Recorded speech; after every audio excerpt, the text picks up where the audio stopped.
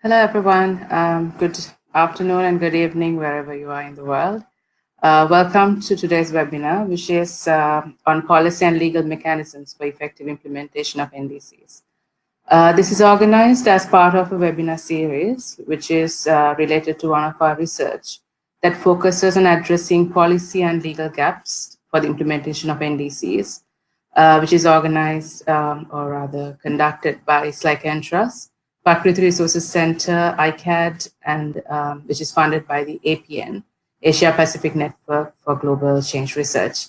So as part of this research, we've conducted research on NDCs in 3 countries, Nepal, Bangladesh, and Sri Lanka, but our work on knowledge sharing extends to international level, as well as there's a comparative regional research paper that's also published.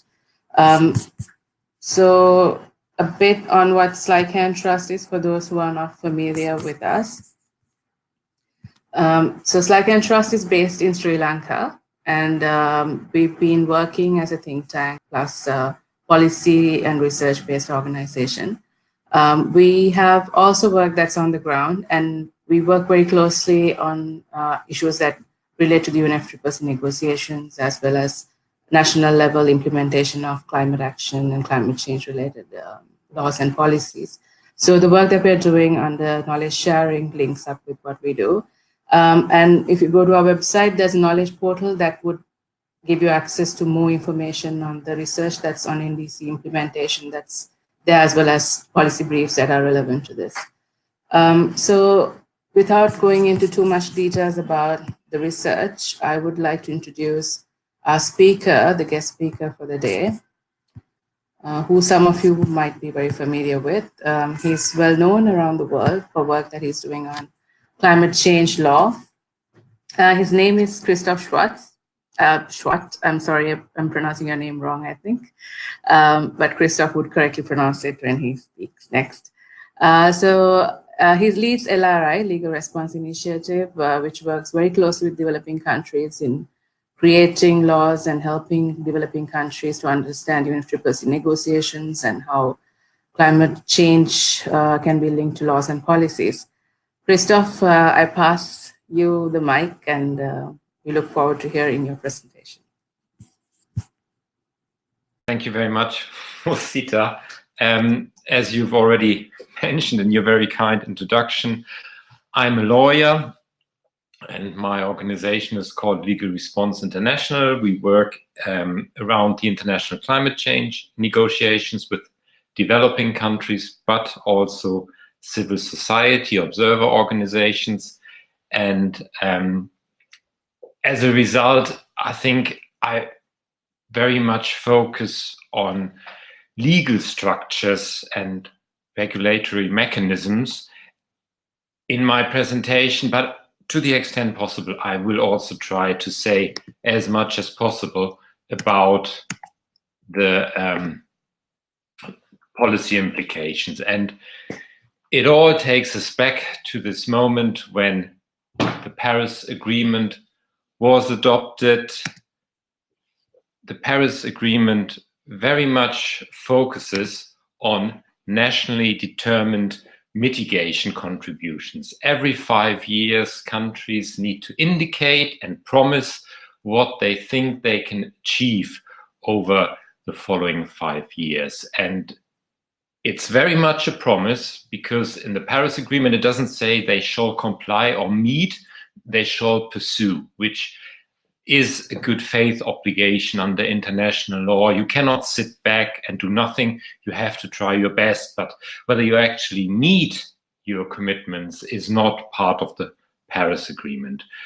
Within these commitments, countries are expected to be increasingly ambitious, so they cannot just submit the same promises every 5 years. They need to ratchet up their ambition.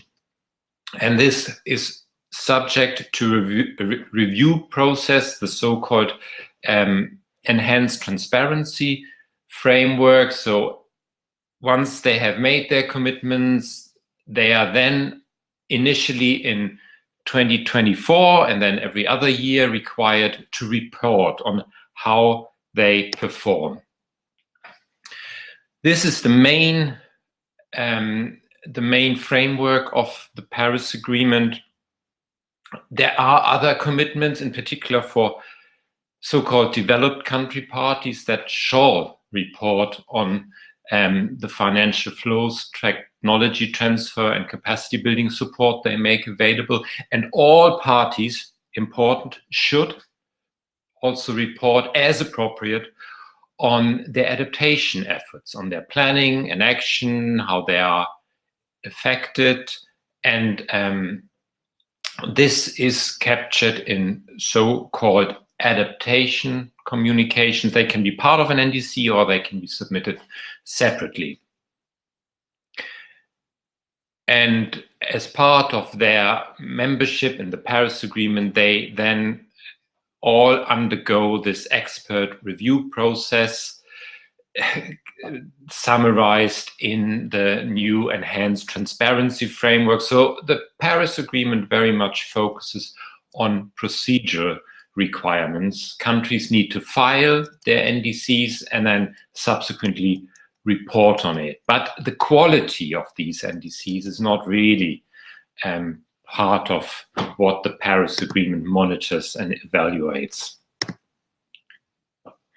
So the question of how countries translate their international commitments into domestic law, how they make them happen on the ground, is not addressed in the Paris Agreement. And here countries have a wide range of options. And I've tried to indicate that a little bit in this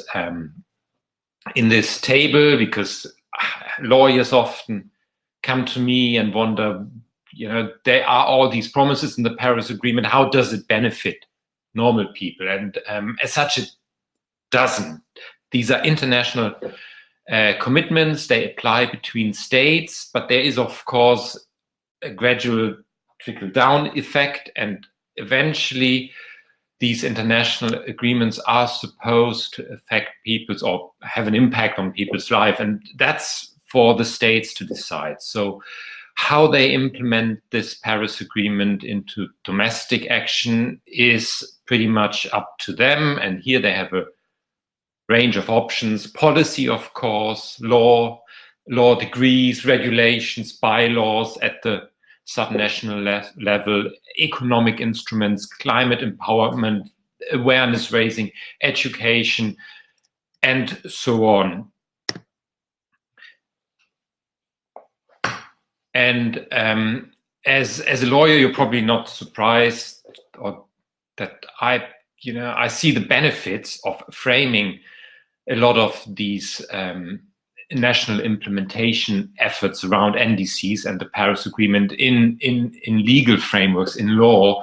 But there are also countries that have, in particular, small island states that have a very limited population, where certain developments have taken place on the basis of policy only. So even communities have been resettled and rehoused without a basis in the law. So I think on a limited scale, you don't necessarily need the law, and you might find other ways and strategies to respond to climate change, because laws also take some time to be drafted and then go through the parliamentary process and eventually be adopted.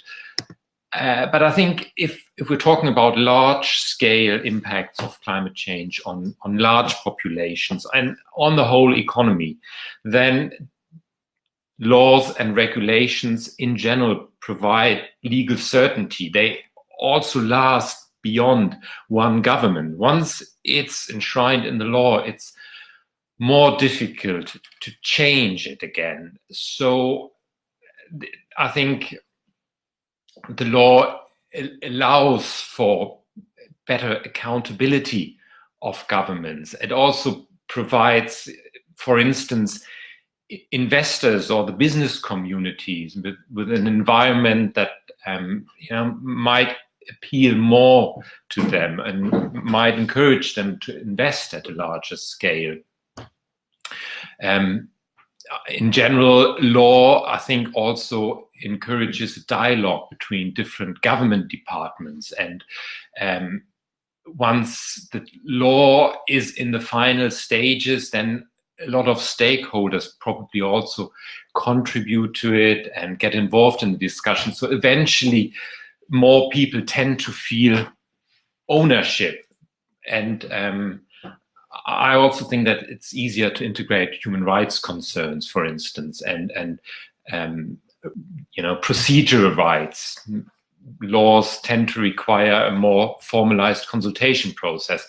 So I think there are good reasons that countries address climate change impacts and implementation issues via the law.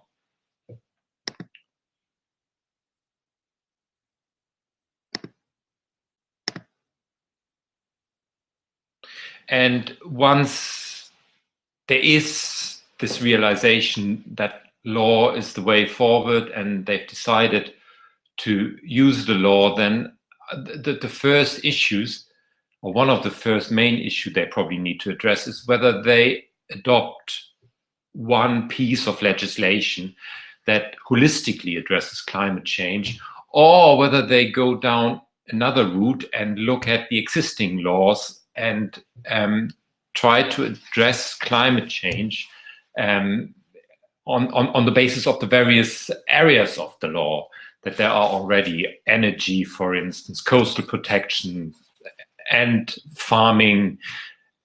And I'm German. In Germany, there's still, although Germany always claims to be the leader or one of the leading countries on climate change, there is no framework act on climate change. It's been a very political issue for a while, but the general take in Germany was that it's better to modify existing legislation rather than to adopt one overarching framework act, while the UK, where I'm based, has taken a completely different approach. They have adopted a climate framework act in 2009, and their government officials still travel the world promoting this model also for developing countries. And I don't think there's necessarily a right or wrong approach. It really depends a little bit on, I think, the requirements of different countries. And if you, for instance, decide to address different areas of the law, then it's a wide range of issues that you need to take into account. And I think what a lot of countries, in my experience, have effectively done is they have avoided a lot of the substantive issues: adaptation, resilience, food security, and instead focused in their legislative efforts on establishing new bodies and committees in order to then gradually either change policy or adopt new policies. So to just give you a bit of an overview on what countries have done in terms of governance, I think there is the Philippines in 2009, for instance, established the Climate Change Commission, and that's pretty much a standard model. There is a general policy body, a body that can be, in the case of the Philippines, be part of the president's office. In other countries, it's not quite as high profile. And then with this policy body often comes another body that is responsible to provide expertise. So it's a group of experts, sometimes from different parts of the government, but also external experts. And then you have another implementation body, but in many cases, implementation is simply delegated to the existing ministries and national environment authorities. And in one jurisdiction, in Peru, the act also specifically tasks the parliament to provide oversight to the implementation of climate change response measures. So broadly speaking, I think there are roughly 4 different types of bodies, and in practice their mandates and tasks also slightly overlap. But I think looking at existing governance frameworks can be an option to start the whole process. I hope you've seen this slide. And some other issues are for regulatory approaches are what kind of link is there between the NDCs and the law. And a lot of the NDCs that were initially submitted as NDCs, as intended nationally determined contributions before the Paris agreements entered into force, were not really drawn up by local experts and ministries, but external consultants. So in order to submit NDCs that are realistic and also really reflect a country's national situation, the law could encourage an exchange of information bottom up. I think the law could also provide for the principle of progression, encourage government authorities to submit increasingly ambitious NDCs. I think the law needs to address potentially the substantive issues more. There are, I've mentioned that many acts that very much focus on institutions and processes, but I think there could also be something on the draft law that Chile has just circulated, and probably in the lead up to the COP at the end of the year, put out, has a list of principles at the beginning. That's quite good to see.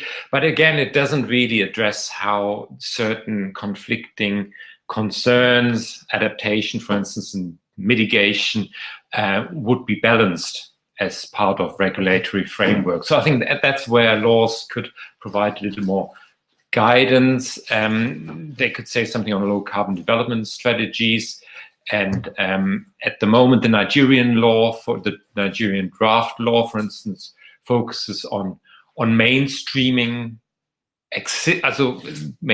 climate change into existing policies, while the Chilean draft law that I just mentioned really envisages the adoption of one new policy after another. Whether that's realistic, I'm not sure. So I think these are all different decisions policy and law and policymakers might have to take, depending on the national circumstances and the extent to which there are already existing rules and regulations. And one lesson that the Kenyan government, for instance, learned is that, and they are one of the developing countries that have put in place a climate framework law fairly early, is that it's great to have these provisions in the law, but without financial resources, it's obviously very difficult to put any of these ideas into practice. So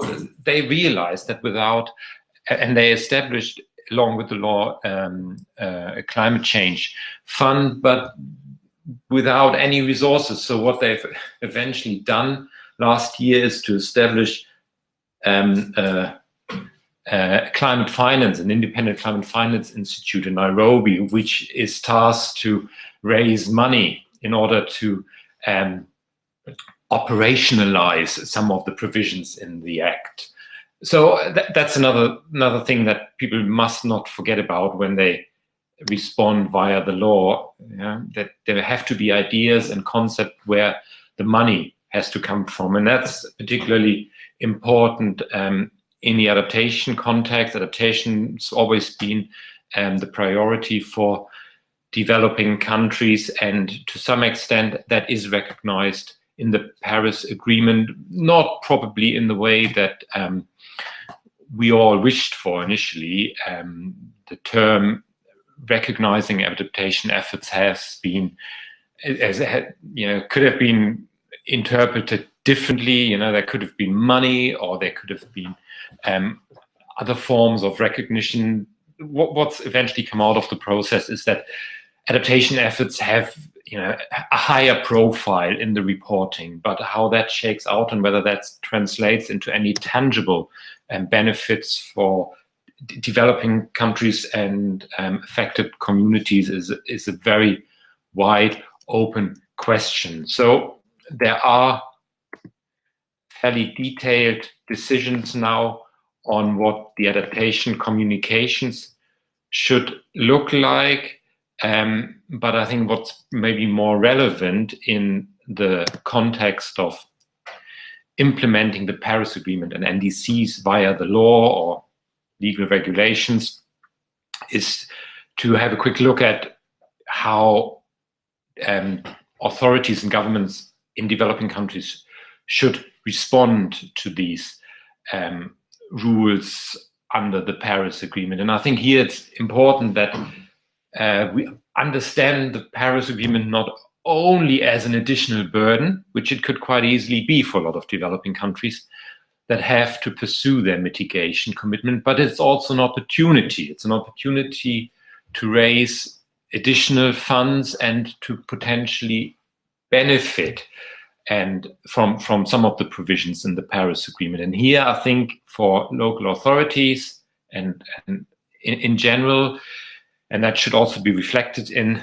the law and the legal frameworks, reporting is a key issue. So I think it'll be really important in the future to document the impacts of climate change on coastlines, the national economy, in order to show how climate change is already affecting and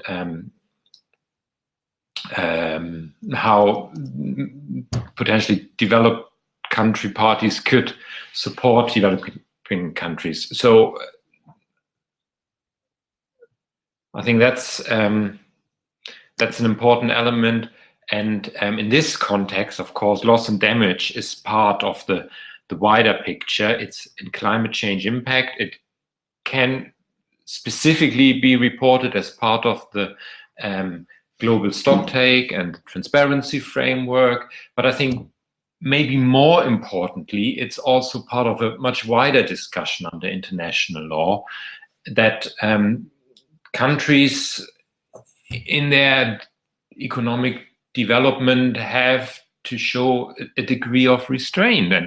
And one country cannot harm the environment of another country or areas beyond national jurisdiction without repercussions. And I think although there is articulate under the Paris Agreement, the whole discussion on loss and damage and the wider context is not closed by any means. So I think for countries to participate meaningfully in this, and also maybe to raise claims in the future on behalf of communities that are heavily affected by climate change, I think something on loss and damage and the need to report on it and collect evidence might be really important.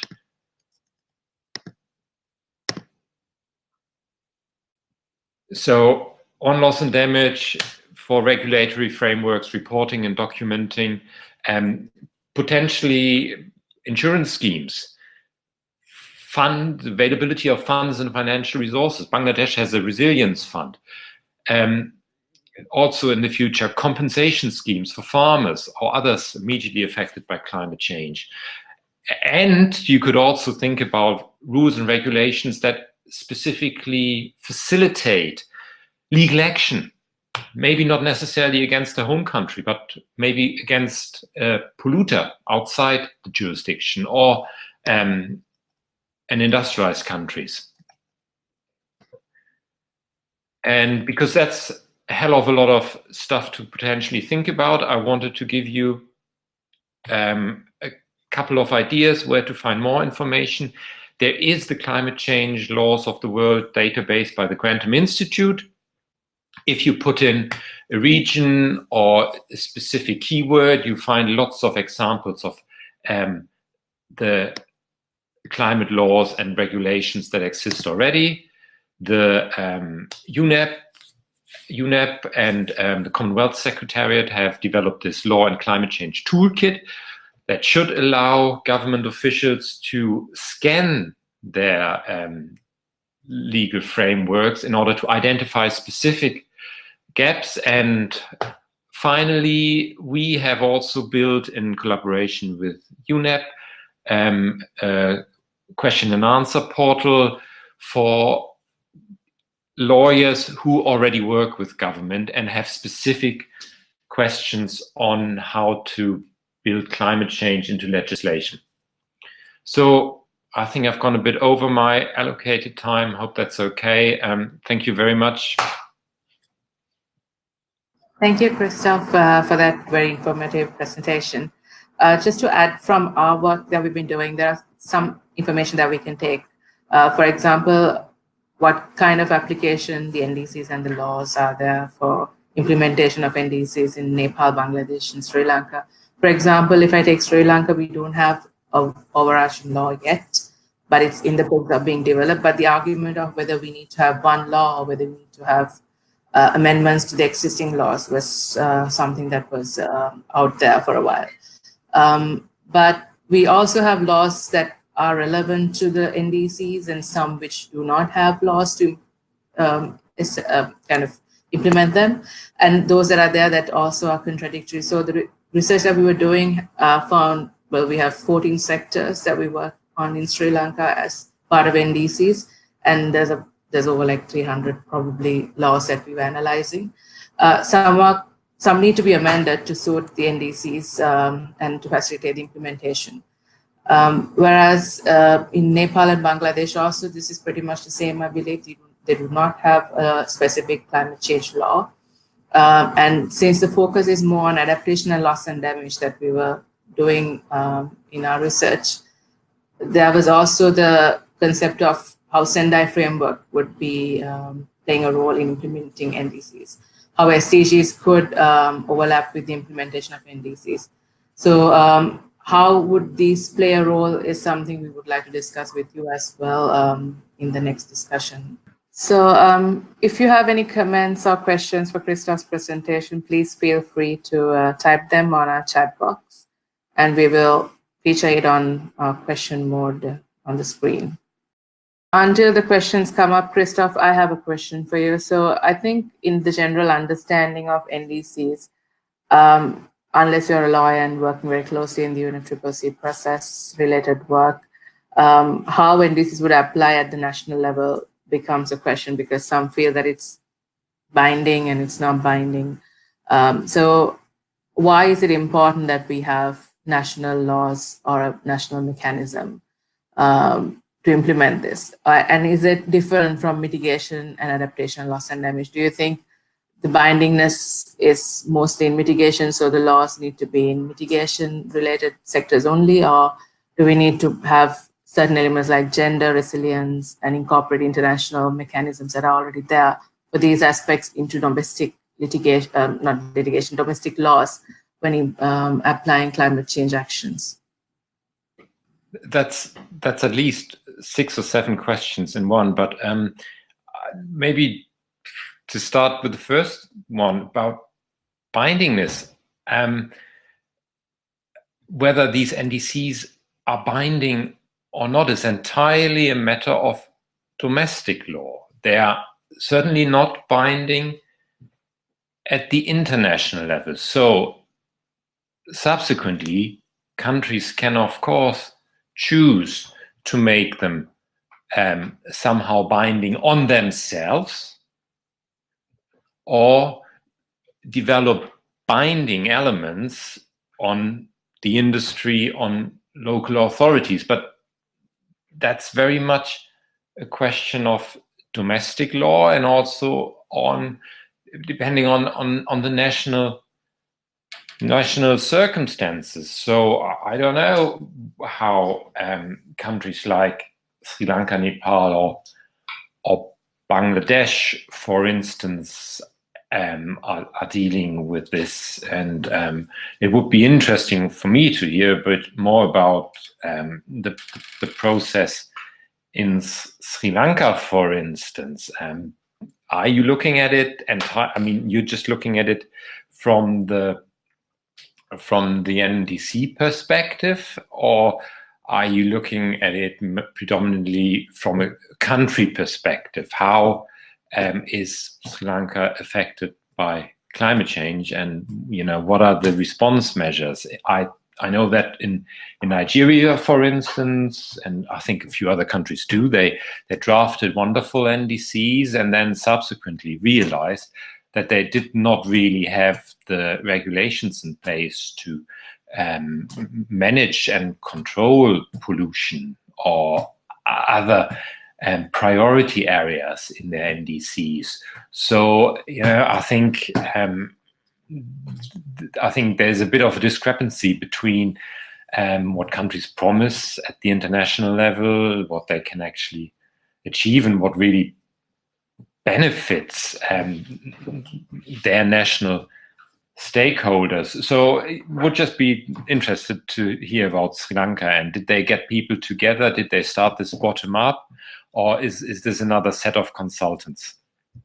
Actually, we had the NDC consultations that were done. I wouldn't say that the Crossroad actors were all involved in the process, but for each sector that had a component for NDCs, there were consultations that were done.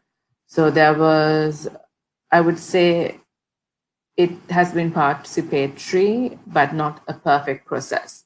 So stakeholder involvement with civil society organizations engaging was part of it. And then some of the sectors which related to adaptation came from the National Adaptation Plans process, because we had a National Adaptation Plan drafted by 2015. So more or less, most of the actions that are under adaptation relate to the NAP.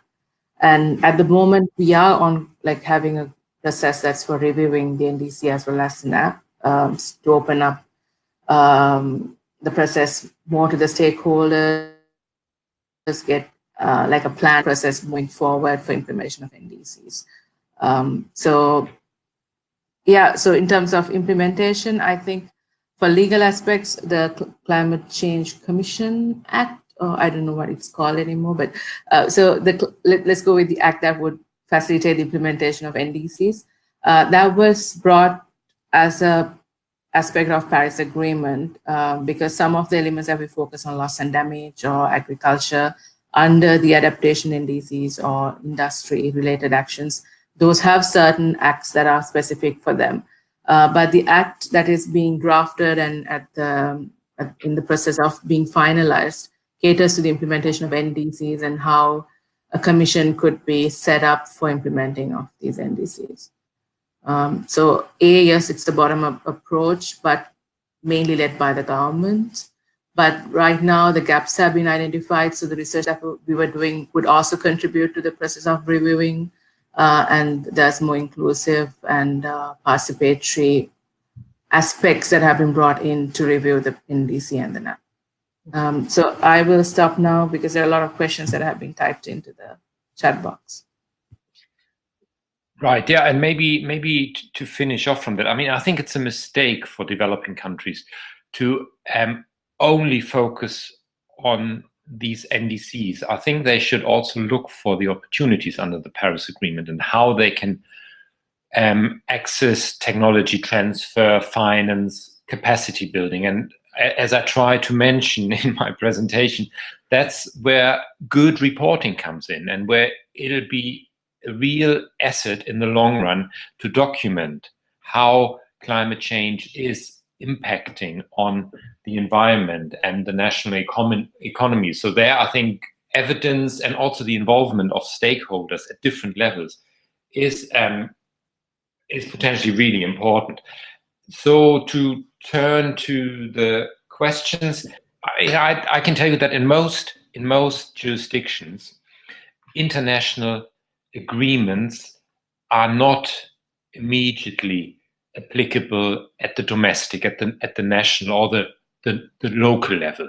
There are certain exceptions. I think I've read constitutions that say that, for instance, some of the human rights treaties can be applied domestically or locally immediately, but that really is the exception. And in the case of the UN Framework Convention and most of the multilateral environment agreements, the model really is that they develop obligations and rights amongst countries, but how they then make these things or their commitments happen locally on the ground, that's very much for them to decide. And individuals, local communities do not immediately have rights under the treaty itself. It depends on how government then translate these commitments into domestic commitments or domestic obligations. And in the case of the Paris Agreement, I think it's, for instance, of interest to note that Article 7, paragraph 5 about adaptation action specifically states that adaptation action should be gender responsive and transparent and inclusive.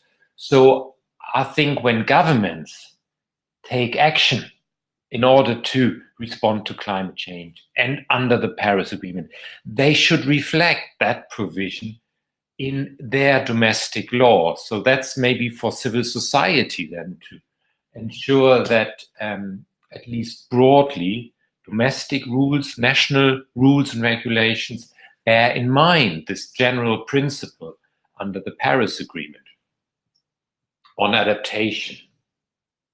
And if there are no rules and regulations available, that's the next question here I can see, to support the implementation of the NDC, then countries can of course take other measures. They can use policy, they can put in place economic incentives, incentivize renewable energies, raise awareness.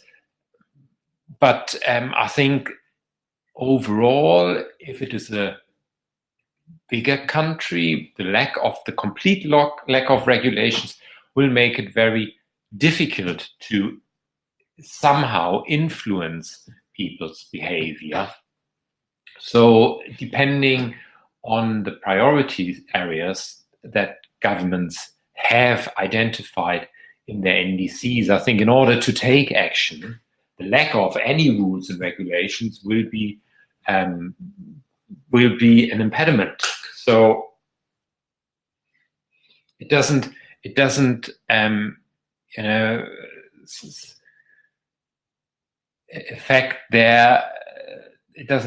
their eligibility to work under the Paris Agreement, because there it very much depends on their reporting. And if they report 5 years later that all is hunky-dory and that these economic incentives and new markets have worked and helped them to control climate change to a certain extent, or emissions to a certain extent, then that's all fine. But I personally think that the more you enshrine in law, the more effective you can be over the long run. And the next question is about law.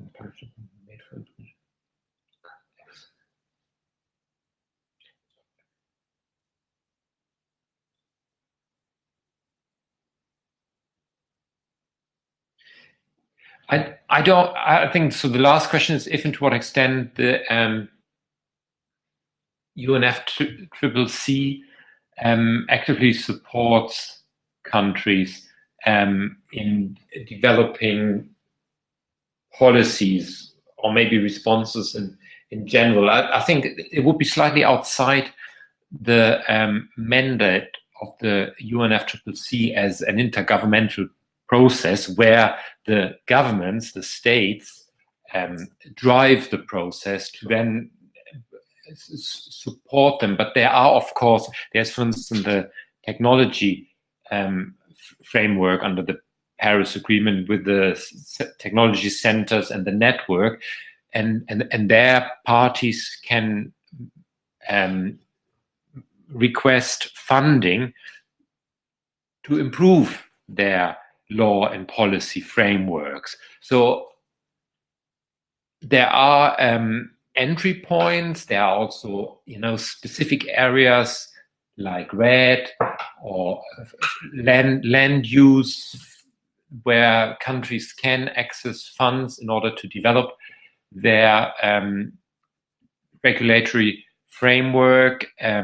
But I don't think that the UNFCCC Secretariat would, for instance, put out a model policy. I think that'll go against the general principle that the process is driven by its parties, and that could also almost be seen as interference with domestic independent or national independence. But there are entry points for countries to get support on policy development. But it's very much the idea, I think, is always that it's very much country driven.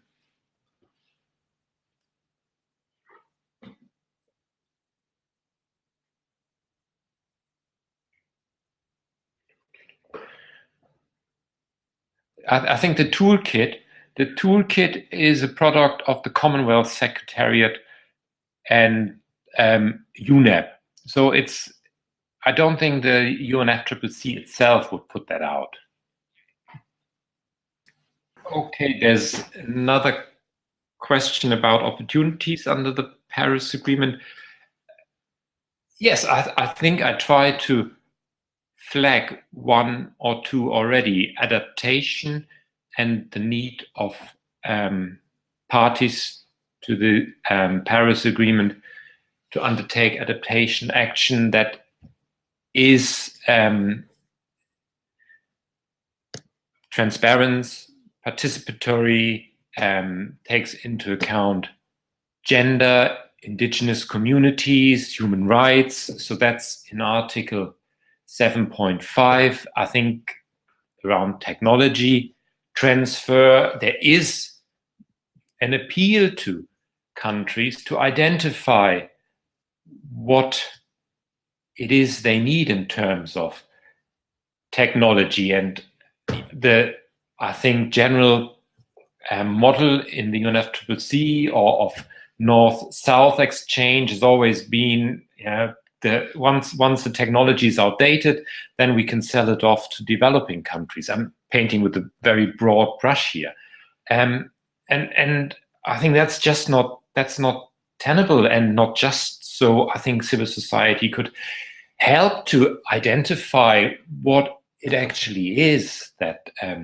developing countries need in order to leapfrog certain development stages and grow and eradicate poverty without leaving a footprint. So, and that of course, as a stakeholder, includes the industry, organizing dialogues where industry identifies their technological needs, and the same applies to capacity building and of course to finance. I think developing country governments need to creatively think about how they raise climate finance. And when you go to the city in London here, all the bankers, or a lot of the bankers, they perceive climate change as some kind of new business opportunity, which strikes me as extremely cynical. But all these investment funds are also under pressure from their shareholders to invest more ethically and to use the money for climate change purposes that benefit the planet in the long run. So governments can creatively think about new financial instruments, for instance, how to raise money for climate change response measures. And yeah, I mean, they might be more inclined to do that if they feel the pressure from civil society. And the whole human rights issue, I think, has only just begun to emerge as absolutely crucial in the climate change context. And so again, you document, you report on how climate change already impeaches on human rights all over the world. And I think, there'll be much stronger push under international law on northern governments to, respond to that in a meaningful manner.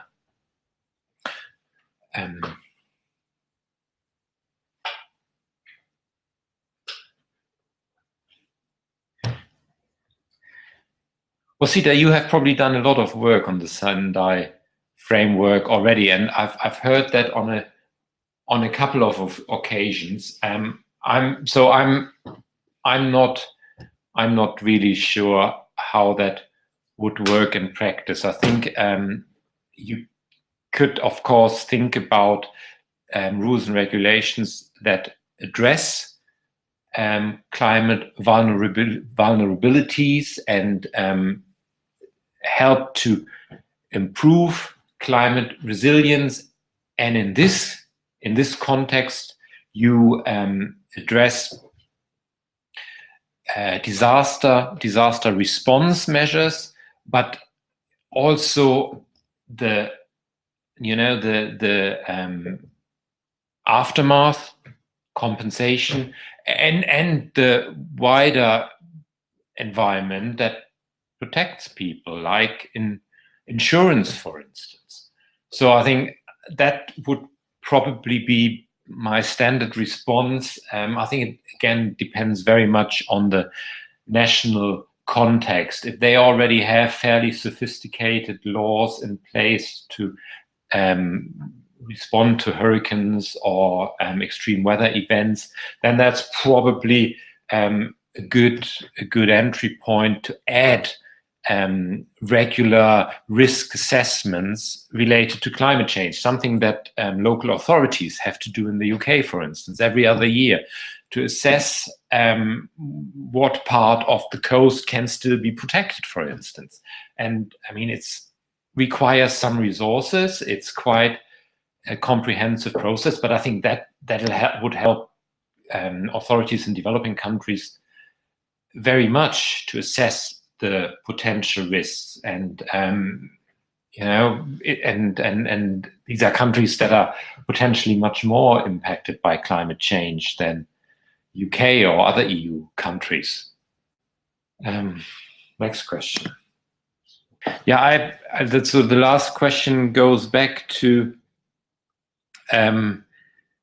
what developing countries can potentially get out of the Paris Agreement. And I think that's also asking me to make a bit of a realistic assessment, and that's in all honesty probably rather depressing. I mean, I've been in this process for the last 15 years, and I think developing countries have always, made concessions, and on the issues of finance, technology, capacity support,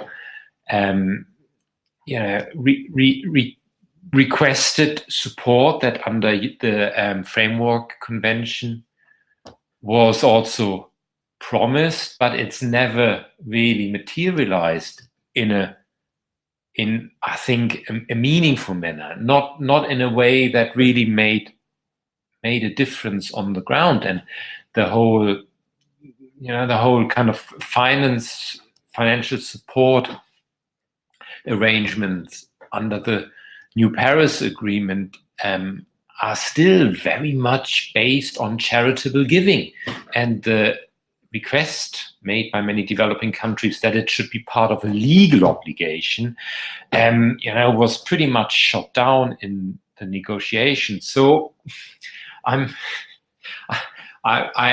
must admit, I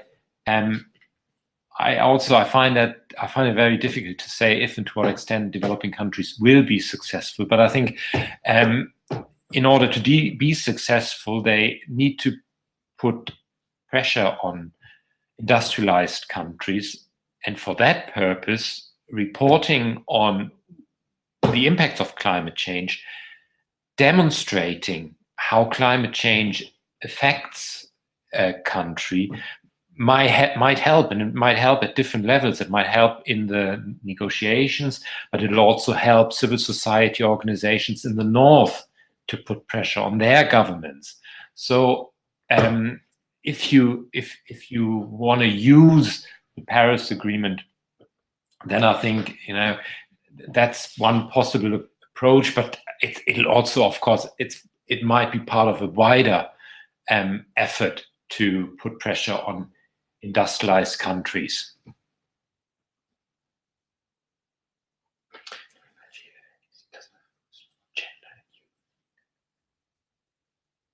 I think there was a question on the Nigerian context. How and what? The question on Nigeria and the question that somebody has on NDCs being gender responsive are quite similar. So maybe you could answer them together.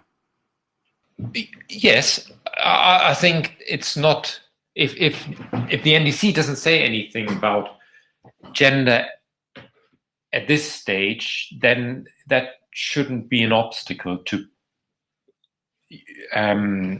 reflecting gender in national rules and regulations. And I think all countries with a 5-year time frame for their NDCs are encouraged to update it, or required to update it.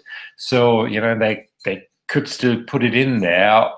But I don't see how, if it's not mentioned in the NDC, this should in any way undermine to reflect this concern in domestic laws, policy, regulation. That's really, I think it's a slightly different issue, and the NDC really is. It is just, it's to a large extent,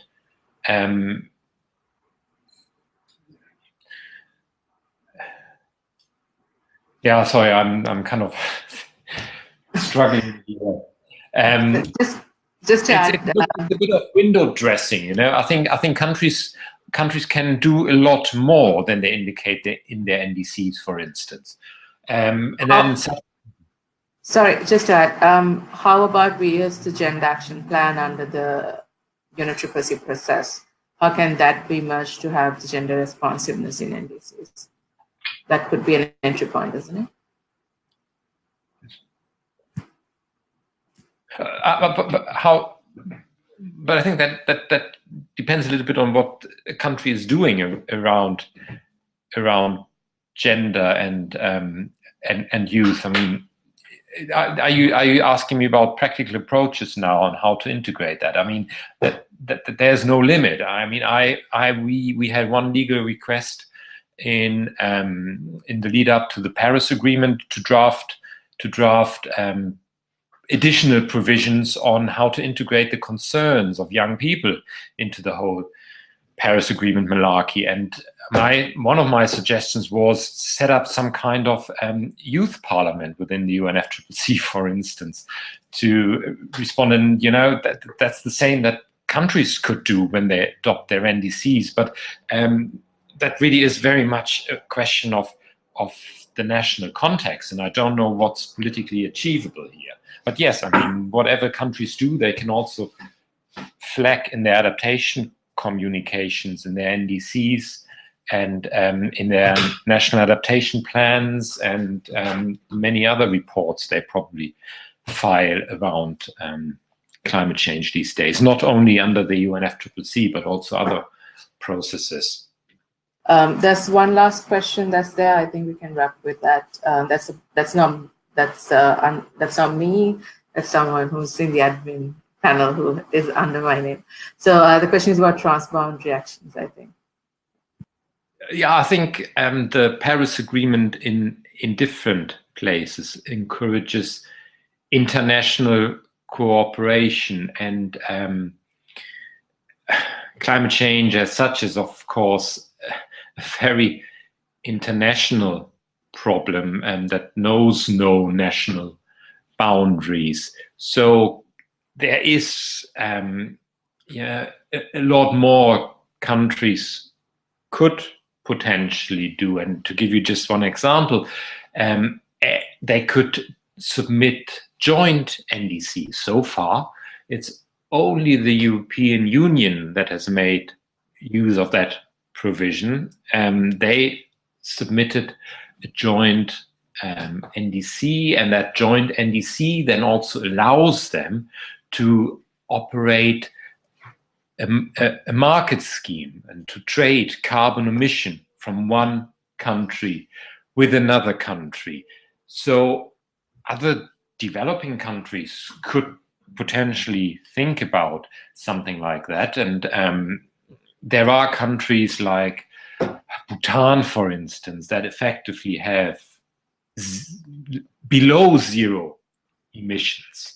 And if they, for instance, entered into some kind of agreement with India, it could benefit both sides. But whether that's really politically achievable or not is very difficult for me to say. And otherwise, you mentioned shipping here. I mean, shipping is addressed under the International Maritime Organization, the air traffic under the ICAO. So all these international organizations work a little bit in their silos, and the exchange that takes place is a little bit limited, which might raise the question if it really makes sense to have all these different processes. But and I think there is a bit of a realization now that climate change is not an issue that is not an environmental issue only that can be dealt with in one process or under one header, but it's really all-encompassing and cross-cutting, and that's why I feel that increasingly the UN as such is taking over and trying to encourage countries to raise ambition, for instance. But it's, I think a call to the international community as such. Is there really a drive, a willingness to do something about climate change, or are we on a general trajectory here where we do business as usual with a few fixes and the hope that some technical solutions will at some point maybe limit global warming to 2 or 2.5 degrees? I think it very much depends on the willingness of states, and here it's predominantly the industrialized states, to do something radically and quickly. Okay, so thank you very much, Christoph, for all the information that you provided. I think there were a lot of new suggestions which we actually during the research did not think of. For example, the regional NDCs, the application of the EU model to other countries to work on NDCs together. But when it comes to maybe the below zero emissions of Bhutan and then the combination of India, would that also not create the opportunity for another country to emit further is something that we might need to think when we are merging these emission numbers, if you're going to go with a collective NDC rather than reducing the emissions and go with the right to development, and then people emit more as developing countries than they would have if they have to do the NDCs as a country one. So thank you very much. We appreciate your time spent today with us, and we look forward to working with you again and sending you more questions and queries. Do you want to say a bit about the system of submitting a query if anyone has a question to LRI and how you provide advice, legal advice? And with that, we could wrap up today's session. Yes, happy to do this. We are usually in these international negotiations with a small team of lawyers. So if you recognize me, please, if you have any questions, don't hesitate to talk to my colleagues, myself. We try not to give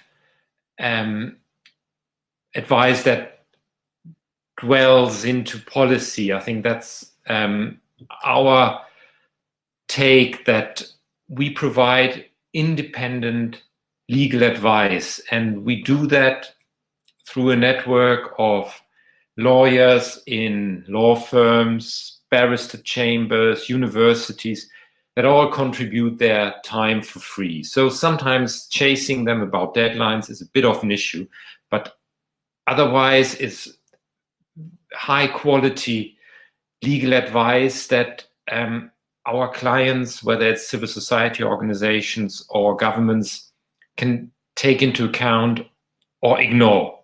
That's entirely up to them. We do not have a policy agenda. We really try to look at the law, occasionally put forward different, and maybe if there is a particularly progressive interpretation of the law, include that. So we try to put forward positions that ultimately protect the environment and people, communities. But otherwise, it really is totally independent. You shouldn't hesitate to contact us as long as you are working in the climate change context and you think these lawyers from different jurisdictions around the world can help. And also, if you are a lawyer, if you want to join our network, then by all means get in touch. We always looking for new partners, and no matter whether your expertise is human rights or insurance, commercial law, markets, you know, the UNFCCC covers so many areas now that we always need new expertise, and we will use you at some point. So join the network and the few lawyers that try to address climate change. Thanks a lot.